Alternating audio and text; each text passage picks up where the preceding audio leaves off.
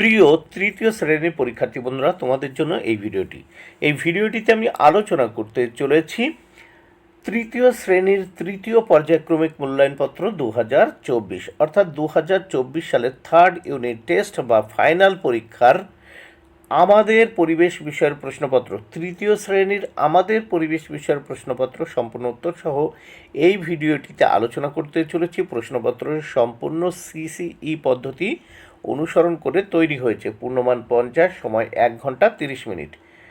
প্রথমে দেখো পরীক্ষার্থীর নাম, এখানে তোমরা তোমাদের নাম লিখবে, ক্রমিক সংখ্যা, এখানে তোমরা তোমাদের পরীক্ষায় রোল নাম্বার লিখবে, বিদ্যালয়ের নামের জায়গায় তোমরা তোমাদের স্কুল বা বিদ্যালয়ের নাম লিখবে। এক দাগে কী বলেছে দেখে নেওয়া যাক। সঠিক উত্তরটির মাথায় টিক চিহ্ন দাও। 5টি প্রশ্নের উত্তর করতে হবে, 5 মার্ক। প্রত্যেকটি প্রশ্নের জন্য 1 মার্ক করে বরাদ্দ। দেখো আমি প্রত্যেকটি উত্তরটিকে কিন্তু গোল চিহ্ন দ্বারা আটকেছি। প্রথম 1-এর ক, যে গাছগুলোকে কেউ লাগায় না সেগুলো প্রাকৃতিক সম্পদ, তাহলে উত্তর হবে প্রাকৃতিক সম্পদ, মাথায় টিক চিহ্ন দিলাম। খ, সূর্য থেকে দূরের আকাশটা নীল হয়, তাহলে উত্তর হবে নীল, নীলের মাথায় টিক চিহ্ন দিলাম। গ, অমাবস্যার পর থেকে শুক্লপক্ষ শুরু হয়, তাহলে শুক্লপক্ষে উত্তর টিক দিলাম। ঘ, সুস্থ থাকার জন্য খাবারের সাথে প্রতিদিন ব্যায়াম করা উচিত, তাহলে ব্যায়াম করা উত্তরে টিক চিহ্ন দিলাম। দাগ, ছায়া সবচেয়ে লম্বা হয় দুপুরে, এই সন্ধ্যার দিকে, ছায়া সবচেয়ে লম্বা হয় সন্ধ্যার দিকে, তাহলে টিক চিহ্ন দিলাম সন্ধ্যায়। এবার 2 দাগে নিচের শূন্যস্থানগুলি পূরণ করো, এখানে 5টি শূন্যস্থান পূরণ করতে হবে, 5 মার্ক। প্রত্যেকটি শূন্যস্থানের জন্য 1 মার্ক করে বরাদ্দ। প্রথম 2-এর ক, আমাদের স্বাস্থ্যই হলো সম্পদ, তাহলে শূন্যস্থানে সম্পদ। খ দাগ, হাতে জল থাকলে শক লাগে, তাহলে জলে উত্তর হবে। নেক্সট আমরা দেখব গ দাগ, মেঘের জলের বাষ্প থাকে, শূন্যস্থানে বাষ্প। ঘ দাগ, ঝুড়ি তৈরির কাঁচামাল হলো বাঁশ, তাহলে শূন্যস্থানে বাঁশ। দাগ, রামধনুর পঞ্চম রংটির নাম হলুদ, শূন্যস্থানে হলুদ। 3 দাগের প্রশ্ন, নিচের প্রশ্নগুলির এক কথায় উত্তর লেখো। 5টি প্রশ্নের উত্তর করতে হবে, 5 মার্ক। প্রত্যেকটি প্রশ্নের জন্য 1 মার্ক করে বরাদ্দ। 3-এর ক, প্রথম দেখে নেব। 3-এর ক দেখে নাও, বাতাসে ধুলো থাকলে কি হয়? উত্তর বায়ু দূষণ হয়। 3-এর খ, বাড়ি তৈরি শিল্পকে কি শিল্প বলা হয়? উত্তর নির্মাণ শিল্প। গ দাগ, টেস্টার কি কাজে লাগে? উত্তর প্লাগ কাজ করছে কিনা দেখার জন্য। ঘ, প্রাকৃতিক প্রধান সম্পদগুলো কি কি? জল, বায়ু, মাটি। পূর্ণিমার সন্ধ্যায় চাঁদটা কোন দিকে ওঠে? উত্তর পূর্ব দিকে ওঠে। নেক্সট 4 দাগে সত্য বা মিথ্যা লেখো। 4টি প্রশ্নের উত্তর করতে হবে, 4 মার্ক। প্রত্যেকটি প্রশ্নের জন্য 1 মার্ক করে বরাদ্দ।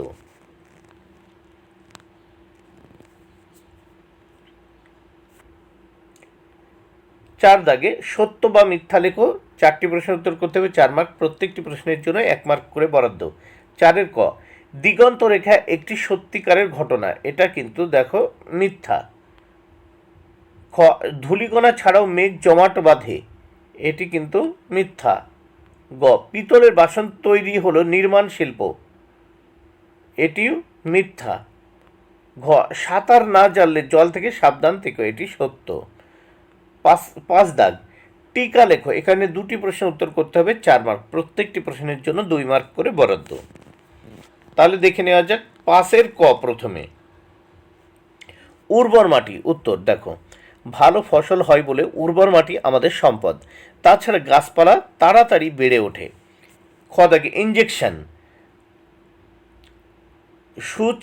দেখো সূচি প্রয়োগ বা সুচ দেওয়া, বা ইংরেজি পরিভাষায় ইঞ্জেকশন বলতে সিরিঞ্জ তথা ছোট্ট একটি পিচকিরির শেষ প্রান্তে অবস্থিত সূচ বা সুয়ের সাহায্যে কোনো তরল, বিশেষ করে তরল ঔষধ কোনো ব্যক্তির দেহের অভ্যন্তরে প্রবিষ্ট করাকে বোঝায়। এবার আমরা এই প্রশ্নপত্রের নেক্সট পেজ দেখে নেব বা পরের পৃষ্ঠা দেখে নেব। 6 দাগে কি বলেছে দেখে নেওয়া যাক। 6 দাগে বলেছে শিল্প সম্পদের কথা নিচে ছকে লেখো। এখানে 4টি শিল্প সম্পদের নাম এবং তৈরি করা দেখেছো কিনা বা কী ধরনের শিল্প লেখার জন্য 8 মার্ক বরাদ্দ, প্রত্যেকটির জন্য 2 মার্ক করে বরাদ্দ রয়েছে। প্রথম দেখে নাও, শিল্প সম্পদের নাম, তৈরি করা দেখেছো কিনা, চেনা অন্য কেউ দেখেছে কিনা, কী ধরনের সম্পদ সেটা লিখতে হবে।